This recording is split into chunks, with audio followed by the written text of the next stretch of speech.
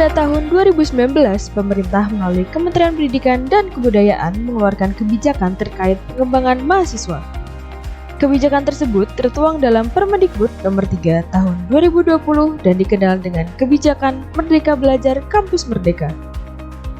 Sebagai kementerian, membijakkan untuk perguruan tinggi memberikan hak 3 semester dari 8 semester itu bisa diambil di luar prodi. Saya harus tekankan, ini bukan pemaksaan. Kalau mahasiswa itu ingin 100% di dalam prodi itu adalah hak mereka. Ini hanya opsinya untuk mahasiswa. Tapi adalah suatu kewajiban bagi perguruan tinggi untuk memberikan opsi tersebut. Kementerian beserta dengan rektor dua-duanya boleh melampu hijaukan atau meng-approve suatu program di luar kampus.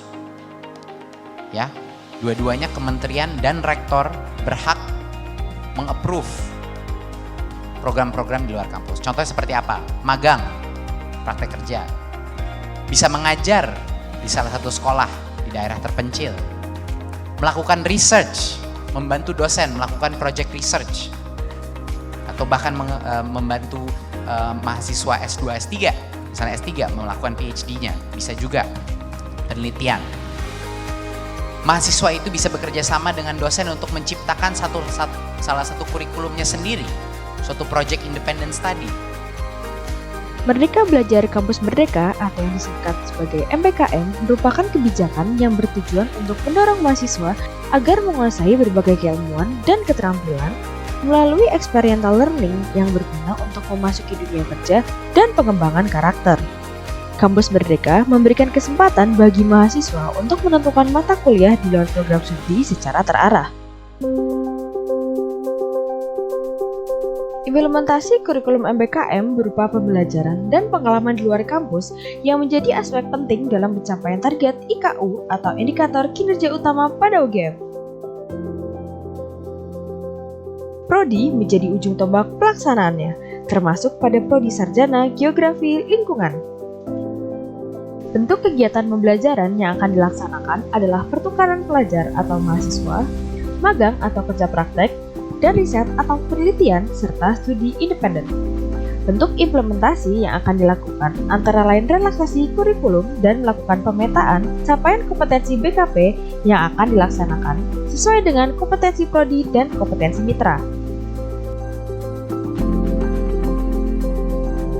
Terdapat beberapa mahasiswa geografi lingkungan yang telah mengikuti program MBKM ini. Yang pertama adalah Hayu Nadia dan Muhammad Rois Akbar dari Geografi Lingkungan Angkatan 2017. Keduanya mengikuti course di Alibaba Business School yang bekerjasama dengan Mahir Academy dan Universitas Gadjah Mada. Course tersebut belajar tentang bisnis digital di masa sekarang.